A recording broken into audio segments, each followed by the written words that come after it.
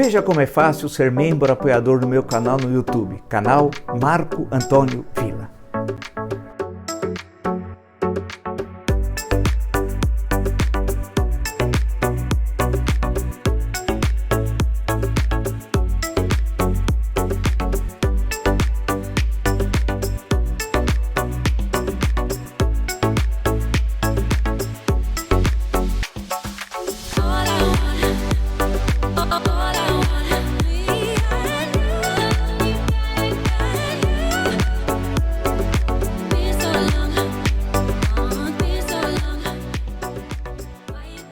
Olá, estamos começando o nosso encontro de hoje. Agradeço, nós estamos chegando quase 658 mil inscritos no meu canal e passamos de 130 milhões de visualizações. Muito obrigado mesmo. Sempre digo, se você gosta do canal, está inscrito, gosta do conteúdo, das lives, das entrevistas, dos plantões, enfim, da perspectiva que nós temos aqui, analítica, crítica, sempre propositiva, isso é muito importante, na defesa intransigente dos valores da construção cidadã, como bem disse o Dr. Ulisses, um célebre discurso de 5 de outubro de 88, e contra o nazifascismo bolsonarista. Indica o canal a uma amiga, um amigo. Canal do YouTube, Marco Antônio Villa, dica para ativar o sininho, que são as notificações, coloque like no que vocês gostarem e utilize, mostra um engajamento fantástico de vocês a página dos comentários. Se além de estar inscrito, você pode também ser apoiador, é um outro passo, apoiador do canal, membro apoiador do canal. Tem duas formas, você escolhe que para você é a melhor. É fundamental fortalecer o jornalismo plural, republicano, democrático, independente de qualidade, num ano decisivo para a nossa história. Lembro também que no Twitter você pode me seguir pelo Villa Marco Villa, Instagram @Marco Antônio Villa Oficial, e estamos lá também no TikTok, no Marco Antônio Villa Oficial. Lembro também que nós postamos uma excelente entrevista aqui com o professor Rodrigo Zeidan, da New York University de Xangai, na China. Uma análise muito interessante sobre a economia internacional nesses tempos tão conturbados, desde o 24 de fevereiro, já estamos completando um mês da guerra, quem diria, né? Vamos hoje fazer uma análise. Falando em tempo de guerra, o Exército tirou do ar, tinha uma espécie de acompanhamento diário que o Exército fazia da guerra. Erraram todas as previsões, todas. Falaram que Kiev ia cair em questão de dias. Deu tudo errado. A coisa foi tão vergonhosa que tiraram do ar. O que isso significa? Que algo está errado. Muito errado, com a formação dos militares brasileiros. Essa é uma questão séria. Não é? Eu muitas vezes brinco, faço uma piada aqui, mas vamos discutir seriamente. Nós estamos de rediscutir, primeira questão mais ampla, o papel das Forças Armadas no Brasil. Para que Forças Armadas? A pergunta. Precisamos? Sim. Como?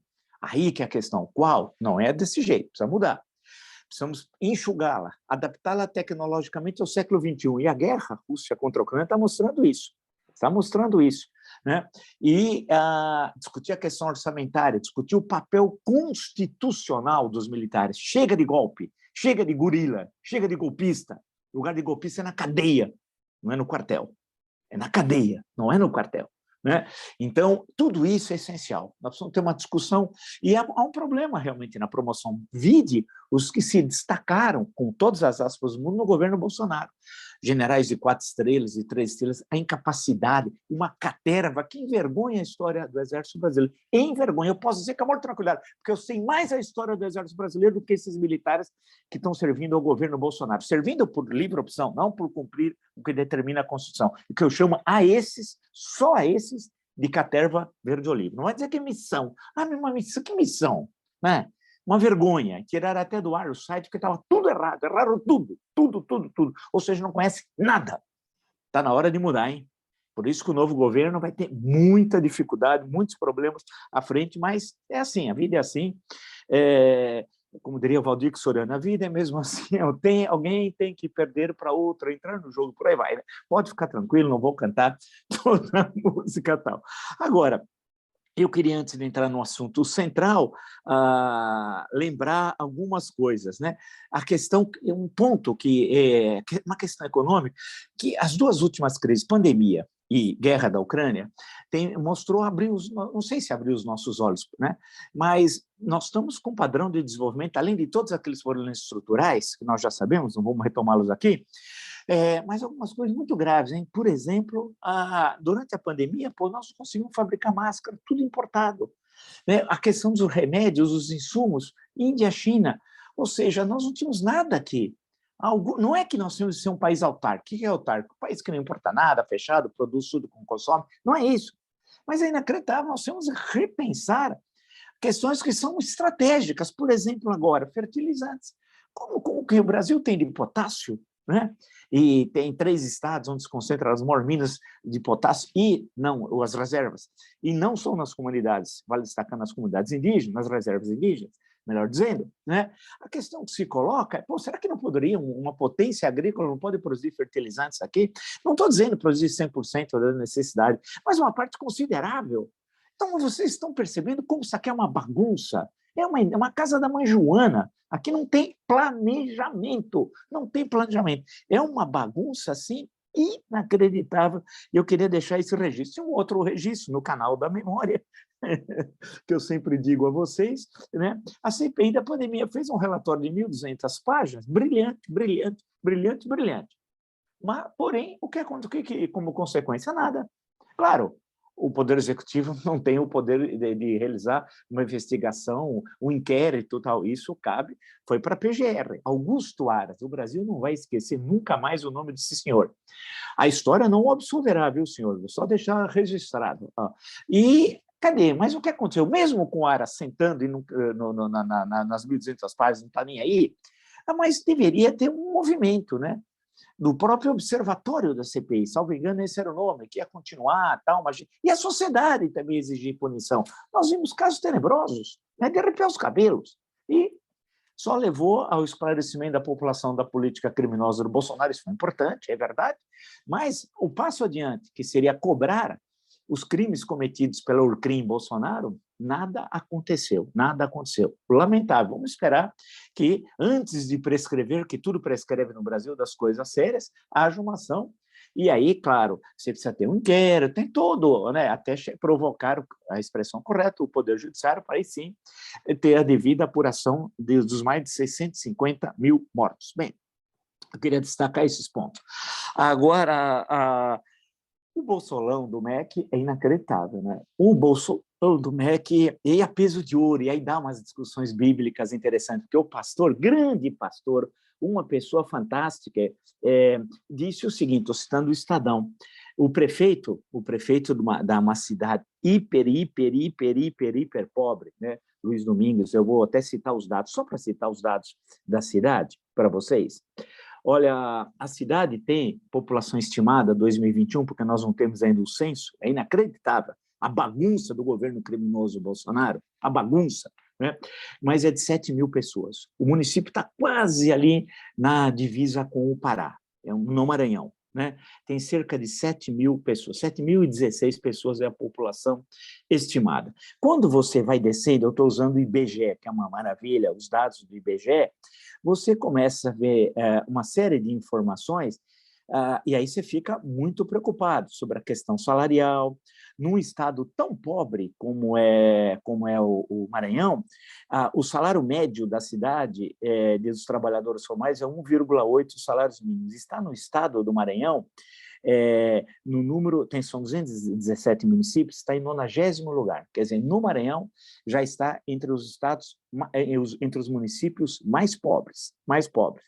Lembrar que das 7 mil pessoas, apenas 423 estão ocupadas, quer dizer, tem uma relação formal de trabalho. De 7.016 pessoas, apenas 423 pessoas. Vamos analisar. Então, a população ocupada, estimativa de 6,1. 6,1. Né? Isso aqui é fundamental para você ver um relato. Aí você passa pelos índices de escolarização. No país, é um município número 1909. Nós temos no Brasil 5.570 municípios. É um município, nesse ponto de escolarização, está ruim, mas não péssimo, em 1909. E no estado é o 28º. Né? O que não é um péssimo resultado, é um resultado preocupante, mas não é um péssimo resultado. Bem, aí você vai dar uma olhada no PIB per capita, e aí, se você cruzar com o IDH, o Índice de Desenvolvimento Humano, aí é pavoroso, o município do Luiz Domingos, é uma situação terrível. No país, nós temos 5.570 municípios, né, em relação, eu estou falando do PIB per capita, sabe qual é o lugar de Luiz Domingues, o município, 5.460. Portanto, você vai descendo a lista, mais de 5.570, vai chegando lá embaixo, 5.460, quase entre os 100 últimos do país, lá está o município de Luiz Domingues. E a mortalidade é muito preocupante também, entre 5.000, mortalidade infantil, né? Entre 5.570 municípios, ele está no número 3.476. Né? Tem 8,33 óbitos por 1.000 nascidos vivos, o que é um número ruim, muito preocupante. Né? Eu estou dando esses dados aqui para vocês, por quê? Nós estamos falando de um município muito pobre, e o prefeito de Luiz Domingues, o senhor Gilberto Braga Queiroz, estou citando todos os dados aqui do IBGE, foi ao MEC corretamente solicitar os recursos que a cidade precisa para educação. E aí, de acordo com o Jornal do Estado de São Paulo, estamos citando o prefeito. A reunião foi em abril de 2021, durante o almoço, teve um almoço depois, eles tiveram a reunião e foram no almoço num restaurante chamado Tia Zélia. Olha que bonito, né? Tia Zélia, em Brasília. E aí, na reunião, fora da agenda oficial, aí apareceram os pastores, Arilton Moura e Gilmar Santos. Eles imaginavam, o próprio prefeito, que eram assessores, porque eles estavam despachando dentro do ministério e depois convidaram para ir ao restaurante. Os dois pastores, em nome de Jesus, Deus no comando, muita grana, né? Aquilo que eu sempre falei, mais uma vez eu acertei. Bem, aí diz o prefeito, abre aspas, o pastor, grande pastor, né? Um homem de Deus, né? Ele disse que tinha de ver a nossa demanda de 10 milhões de reais. Tinha de dar 15 mil reais para ele só protocolar. Quer dizer, para ele só protocolaria a demanda do município se recebesse 15 mil reais, senão não protocolaria. O município que tem essas condições sociais e educacionais. Olha o criminoso. Em nome de Deus, né? Em nome de Jesus, Deus no comando, já que estavam virando uma república teocrática aqui, vão virando daqui a pouco o Irã, eu proponho em nome de Maomé, Allah no comando, né? Só falta achar um ayatolá, pode ser um mala. Bem, vamos em frente. Ele disse que tinha de ver a nossa demanda de 10 milhões de reais, tinha de dar 15 mil para ele só protocolar. E na hora que o dinheiro já estivesse empenhado, que você sabe que primeiro é aceito, tal, o dinheiro é chamado empenho, depois que o dinheiro é liberado, tá? Era para dar mais um tanto. Para mim, como a minha região era área de mineração, ele pediu 1 quilo de ouro. 1 quilo. Falou, olha, 15 mil para protocolar, o prefeito não deu. Né? E depois, na hora que sai o dinheiro empenhado, quando o dinheiro é liberado, eu quero 1 quilo de ouro, porque era uma área de mineração. 1 quilo de ouro hoje, de acordo com o Estadão, está avaliado em torno de 304 mil reais. Quer dizer, o pastor, em nome de Jesus, Deus no comando, né? A Bíblia, Bíblia, sim. Ele queria, o corrupto, 15 mil reais para protocolar no município que tem essas condições sociais, né? Terríveis. Esse pobre, 7 mil pessoas. E o corrupto, o criminoso, e ainda queria, na hora que fossem liberados os recursos, de acordo com o prefeito, citando o Estadão, 304 mil reais, que corresponde à atualização do valor de 1 quilo de ouro. O prefeito disse não e não recebeu os recursos. Em nome de Jesus e Deus no comando. E aí? Esse é o Brasil Bolsonaro, um governo corrupto, governo de ladrões, nazifascistas, né, que se colocaram em risco a institucionalidade durante mais de 3 anos. E estão mostrando aqui uma ladroagem. E tem um pastor que é o ministro, Milton Ribeiro, em nome de Jesus, Deus não comanda, coitadinho. Coitadinho, pior que não vai acontecer nada, sabe? Nós somos um país, somos mudável. Esse daí, ele estava em Santos um dia, coitadinho, estava muito calor, ele não quis pegar o carro, ia até São José dos Campos, carro público, motorista, tudo pago por você, por mim, por nós. Mas o pastor, em nome de Jesus, Deus no comando, pastorzinho. Ele tem um método pedagógico muito bom para educar crianças, surrando. Grande pessoa. Ele pediu um avião da FAB. Não é uma caterva. Isso daí é cristão? Que cristão, coisa alguma. Que é uma farsante. Aí, depois, você lê tudo isso, lê esse município, você fala, meu Deus do céu, aonde nós estamos?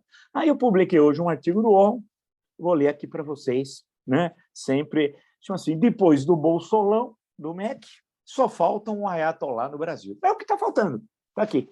Lê depois. Eu vou ler aqui para vocês, vou fazer algumas observações. A separação igreja e Estado ocorreu a 7 de janeiro de 1890, pelo decreto 119-A, que extinguiu o padroado existente desde o período colonial e que, após a independência, foi incorporado à Constituição de 1824. Até então, o Estado, entenda-se, o imperador, controlava a igreja, leia-se, a católica, considerada também religião oficial, e a Constituição de 1891, no artigo 72, confirmou o decreto. Primeira questão, temos de falar do ordenamento legal. Não adianta ficar falando como os outros falam e nem sabe, não conhece nada. Então, tem que saber do que nós estamos falando. Quando veio a Constituição de 24, imposta, outorgada, né? Porque ele tinha fechado o Mano Militare, o Dom Pedro I, a Assembleia Nacional Constituinte, em novembro de 1823, né? Aí, a 25 de março, por isso que tem a rua 25 de março, né? Que ele impôs a Constituição de 1824. Né? Estou me referindo à Rua 25 de Março, que é muito conhecida em São Paulo, o Brasil inteiro conhece, né? A rua, e tanto que aquela ladeira chama-se Rua da Constituição, né? E a 25 de Março está aqui embaixo. Bem, vamos lá. E aí, o direito padroado é um direito que vinha ainda de Portugal, do controle da igreja por parte do rei. E o imperador Pedro I se considerou herdeiro dessa tradição portuguesa, está na Constituição de 1824. Quando veio a República, tinha de separar a igreja do Estado, claro, uma demanda moderna. Qual é a nossa referência? A Terceira República Francesa, né? Estado laico. Então, o decreto Campos Salles era o ministro da Justiça, um grande ministro da Justiça. Campos Salles é uma figura importantíssima na história do republicanismo brasileiro, né? O Campos Salles vem o decreto 119-A, que separa a igreja do Estado. E depois a Constituição, produto de uma Assembleia Nacional Constituinte, em 1891, no artigo 72, ela formalizou na Constituição a separação igreja-Estado. Bem, desde então, seguindo as constituições seguintes, né, foi 1934, 37, 46, 67, emenda constitucional número 1 de 69. Bem, desde então estabelecidas a liberdade religiosa e a dissociação entre o Estado, desde então ficaram estabelecidos, a liberdade religiosa e a dissociação entre o Estado e as denominações religiosas. A Constituição de 1988, no artigo 19, inciso 1, referendou a nossa tradição constitucional republicana, ou seja, aquilo que eu já disse aqui para vocês. Artigo 19. É vedado à União, aos Estados, ao Distrito Federal e aos municípios, inciso 1, estabelecer cultos religiosos ou igrejas, subvencioná-los, embaraçá-los o funcionamento ou manter com eles ou seus representantes relações de dependência ou aliança ressalvada na forma da lei a colaboração e interesse público. Ou seja, uma coisa é Estado, outra coisa são as igrejas. Corretamente, a função é perfeita, né? E essa nem há um problema de entendimento. Isso daqui é líquido e certo. Perfeito? Seguindo, contudo, o governo Bolsonaro transformou as denominações evangélicas em igrejas oficiais, tendo privilégios e benefícios que violam a Constituição. Chegou a afirmar, dias atrás, de que governaria para os pastores e faria o que eles pedissem. Teve um ato, na semana passada, e ele disse isso para os pastores lá, uma caterva que estava ali, né? Porque uma coisa são aquelas pessoas que têm realmente um vínculo religioso. Isso não significa que todos os pastores são assim? Claro que não, claro que não. Todos os evangélicos são assim? Claro que não. Evidente. Estou me referindo a esses que amarraram o seu cavalo, vamos chamar assim, uma linguagem vulgar, ao nazifascismo bolsonarista. Né? E muitos, como o caso do MEC, para obter benefícios e vantagens antirrepublicanos, para ser muito educado. Mas no caso do MEC, eles são corrupto, caso de corrupção. Né? Vamos lá. Então, eu digo, o governo Bolsonaro transformou as denominações evangélicas em igrejas oficiais, tendo privilégio e benefícios que violam a Constituição. Chegou a afirmar dias atrás que governaria para os pastores e que faria o que eles pedissem, o que é absolutamente inconstitucional. Absolutamente inconstitucional. Onde já se viu? Ele vai, quer dizer, os pastores é agora uma das instituições de Estado? É o Irã? Nós estamos no Irã? É uma pergunta. Como é que é possível? Vai criar um conselho de pastores? Então, nós temos o judiciário, o executivo, o legislativo e teremos um conselho de pastores. Porque ele está dizendo que vai governar para eles e o que eles determinarem ele faz. Que é a coisa mais absurda, mais louca do criminoso. Bolsonaro não vai acreditar. Vamos em frente. Não faltam exemplos de uso da estrutura de Estado para defender interesses de igrejas evangélicas, tanto aqui como no exterior. O caso envolvendo a Igreja Universal e o governo de Angola é apenas um entre tantas ações que infringem a Constituição. Vocês sabem, né? Muito bem, o Ministério Público de Angola resolveu o problema, acabou a festa. Segundo o Ministério Público angolano, a Igreja Universal, de acordo com o Ministério Público, de lá pegava carros blindados, enchia de dinheiro, de milhões e milhões e milhões e milhões de dólares e levava para a África do Sul. E de lá um avião levava esse dinheiro clandestino para Portugal, de acordo com o Ministério Público angolano, que, inclusive, acabou com essa festa, né? E a Igreja Universal no Brasil, sede dessa matriz, vamos chamar assim, tem as suas filiais, né? Pressionou o governo brasileiro e mandaram, inclusive, o general Mourão, vice-presidente da República, para conversar com o presidente de Angola, sim, José Lourenço, para que, olha, vamos ajeitar isso. Não. O governo angolano corretamente agiu, falou, não, o que é isso? Onde já se viu? Isso nunca ocorreu na história do Brasil. Registros. Então, o que eu estou escrevendo aqui, todos os dados reforçam. E eu já tinha cantado a bola que isso era um perigo, hein? Portanto, mais um acerto. Vamos seguir. O episódio do Bolsolão do MEC é mais um escândalo dessa relação política que tenta transformar as igrejas evangélicas em correias de transmissão dos interesses espúrios de Bolsonaro, que, em 3 anos de governo, fez de tudo um pouco para desmoralizar as instituições de Estado. Não custa recordar a nomeação de um ministro terrivelmente evangélico para o STF e a participação de Michele Bolsonaro em todo o processo, né? Aqui no canal nós acompanhamos. Lembra quando ela soube da aprovação do nome do terrivelmente evangélico? Ela começou a falar línguas, tal qual o Ato dos Apóstolos. Começou a falar e foi no centro, porque ela sabia que estava sendo filmada. A senhora de Passado Nebuloso. Aí foi bem ali no centro e começou a falar Eu achei que era a língua do P, achei que ela estava fazendo uma mensagem cifrada ao Queiroz, que afinal depositou R$89 mil na sua conta. Ele explicou o Queiroz, foi ridículo, a mentira que ele contou à revista Veja. Bem, tudo aquilo. É um absurdo aquilo. Vamos em frente. A ênfase na religião como instrumento político aproxima o Brasil das repúblicas teocráticas. Na atual configuração do Congresso e do Executivo Federal, uma nova Constituinte poderia levar à transformação da Constituição Cidadã em Constituição Talibã. É isso. Aquilo que foi dito pelo doutor Ulisses, Constituição Cidadã, essa aqui, com essa turma, com essa caterva, essa malta, nós íamos ter uma Constituição Talibã, um Ministério de Culto, ia começar a perseguir todo mundo. Olha, se nós não tivéssemos a Constituição, não sei onde nós estaríamos, hein? Seguinte, a defesa do Estado laico hoje é uma tarefa de todos os setores democráticos, de todos, setores democráticos. Hein? A ação nefasta de Bolsonaro deu aos aproveitadores da fé e da ingenuidade da população mais pobre o poder de organizar currais eleitorais, impondo aos eleitores o seu rebanho. Os candidatos ungidos pelo novo coronelismo, que viola o princípio republicano expresso no caput do artigo 14 da Constituição.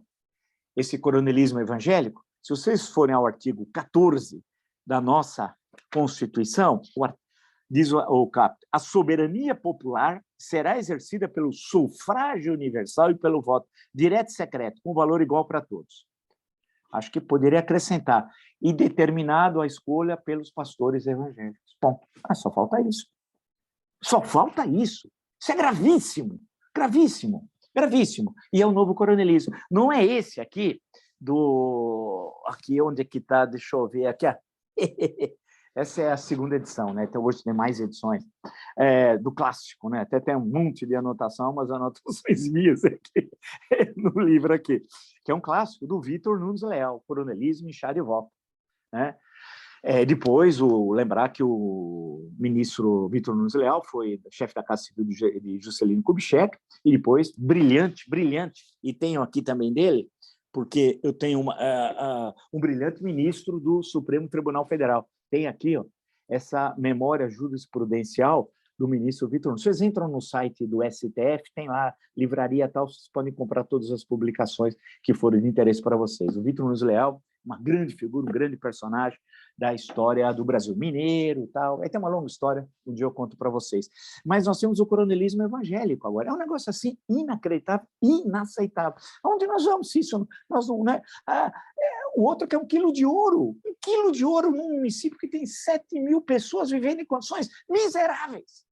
Um dos piores índices de desenvolvimento humano do Brasil. Onde está a humanidade? Onde está a solidariedade? Onde está o cristianismo? Não, ele queria 1 quilo de ouro, 15 mil para protocolar. 15 mil aqui, ó, quero aqui, ó. Senão no protocolo, se não protocolar, não recebe. E na hora que liberar o dinheiro, eu quero 1 quilo de ouro, mais de 300 mil reais na cotação de hoje. É um negócio assim inacreditável, inaceitável. Claro que aí vem a piada, pô, bons tempos que tinha o dízimo, né? Bons tempos, aquele carnezinho que eles aparecem. É um negócio assim, inacreditável, inacreditável. E a PGR disse que vai abrir, vai abrir, vai fazer, a coisa não vai andar.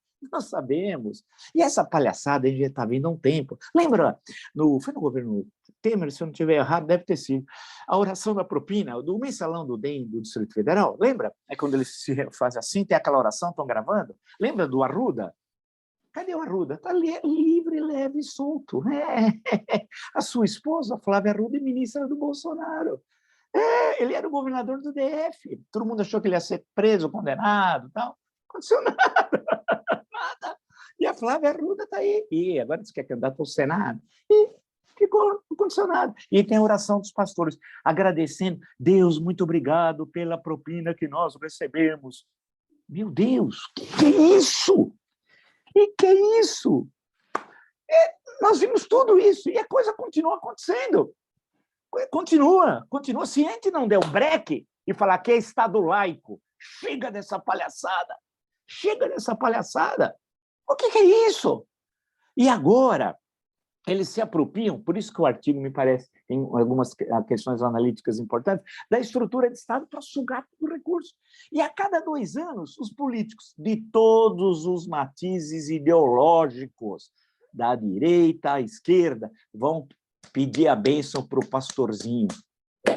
Ou seja, fortalece o coronelismo evangélico, que é pior do que esse. Esse aqui foi enfrentado e vencido com o deslocamento, campo-cidade, a transformação do sertanejo em cidadão, né? Com grande momento de crescimento do Brasil. E aí, claro, surgem as metrópoles, etc. Né? E aí tem a ver com o crescimento econômico, com tudo aquele momento de otimismo, os anos dourados que o Brasil vivia. Diferente de agora. Você tem um controle, você tem ameaça para a sua família, uma ameaça ideológica, entende? Né? Você vai, olha, porque o demônio, que demônio? Demônio é essa caterva. Que faz isso? São todos? Não. Mas tem de ser lembrado. É incrível o número de vezes em que grupos, porque são centenas, são milhares de igrejas evangélicas para chegar. Se você for pegar por mês quantas abrem, é uma coisa assim fantástica, um número é fabuloso, fabuloso. E é necessário que o Estado laico enfrente isso. E não tenha medo política. Você imagina, a cada 2 anos, porque a cada nossa eleição, vai pedir apoio, pastor, não sei o quê. Eu lembro de um que dizia, eu me sinto muito bem aqui numa igreja. Estava querendo dar os votos, achando que o cidadão, lá, o elemento, controlava os votos. É como se o rebanho, no sentido negativo da expressão, né, seguisse ipsis literis o que determinasse o pastor, não é verdade. Graças a Deus, eles têm a autonomia, o livre-arbítrio de votar em quem quiser, mas tem uma parte que tem medo mesmo. Aí vota no filho do pastor, no neto, no sobrinho, no tio, em quem ele indicar, e por aí vai. Enfrentar o coronelismo evangélico é uma tarefa democrática, fundamental, para enraizar a democracia no Brasil. Tem um ponto ainda, eu queria abrir um breve parênteses, que eu devia ter falado no início, mas me parece importantíssimo, está no Globo, Malu Gaspar, no Globo, Pazuello passará para a reserva em evento para 200 pessoas. Isso daqui é evento? Comício?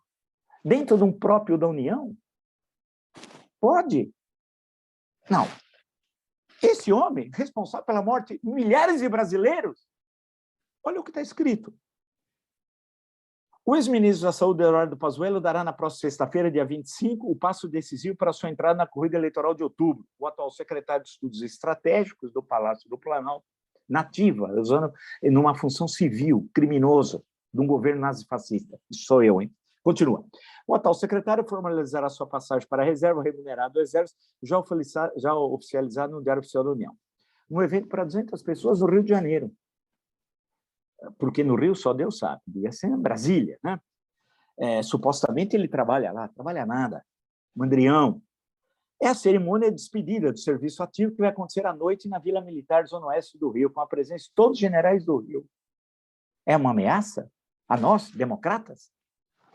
A equipe do blog teve acesso a um dos convites que o próprio Pazuello está distribuindo de forma virtual. Em geral, quando o militar fez parte da brigada paraquedista, faz uma celebração composta de um último salto. Foi o que fez, por exemplo, o general Ramos, ministro de Bolsonaro, mas o salto não está previsto no convite de Pazuello. A despedida terá uma solenidade nos moldes de uma formatura. Ele irá discursar. A ocasião também deverá servir como prévia de sua campanha. Pazuello, 58 anos, concorrerá a deputado federal pelo Rio. Antes de bater o martelo para uma candidatura, Pazuello conseguiu disputar o Senado, por o Rio, por Roraima, etc. Optou pelo Rio. Bem, aí tem uma série de observações. O general de divisão precisava se desincompatibilizar do cargo até 2 de abril e fará dias antes, etc, etc. A minha pergunta é, isso pode? Vai discursar? Todos os generais do Rio de Janeiro vão estar lá? Vocês estão pensando que estão nos ameaçando? Golpistas, gorilas? A esses eu me refiro, hein? Não estou me referindo ao conjunto dos militares, ao conjunto do exército. A esses, gorilas, como se falava antigamente, nos anos 60. Vamos relembrar a nossa história, porque você tem militares nacionalistas, e tivemos, importantíssimos na história do Brasil, e militares entreguistas, né? Que conestaram ditaduras. Então, tivemos tudo, porque o exército é um produto também da sociedade brasileira. Agora, isso daqui é uma ameaça. 200 pessoas num local impróprio da União, na Vila Militar. À noite, ele vai discursar. Que é isso? Alerta, eu estou já dizendo agora aqui, é aquele caminho que o criminoso Bolsonaro está querendo transformar o Exército em protagonista da eleição, colocando o Braga Neto, ministro da Defesa, como vice. E voltando ao discurso, pode garantir, do meu exército, meu exército, meu exército. E ameaçar, se ele não ganhar, e não vai ganhar, ter um golpe militar. É isso. E para isso, essa conspiração antirrepublicana, reacionária, nazifascista, ele vai incluindo vários atores. Né? Primeiro, o protagonista principal, a presença do exército. Busca quebrar a estrutura hierárquica das polícias militares, como eu já denunciei já muito. Né? A questão de armar milicianos bolsonaristas, né? Com a liberação das armas. Também nós já comentamos isso tantas vezes. E usar como massa animadora os evangélicos, que nem estão sabendo disso. Eu estou falando do indivíduo crente, um evangélico, uma pessoa, um trabalhador, que não sabe que pode virar massa de manobra de um golpe, ameaçado por um criminoso, um traidor da pátria, porque quem trai a Constituição é traidor da pátria, como o Jair Bolsonaro e sua caterva. Isso aqui, somando o episódio no MEC da corrupção, porque eles são corruptos, é gravíssimo, é gravíssimo. Isso aqui é um tapa na nossa cara.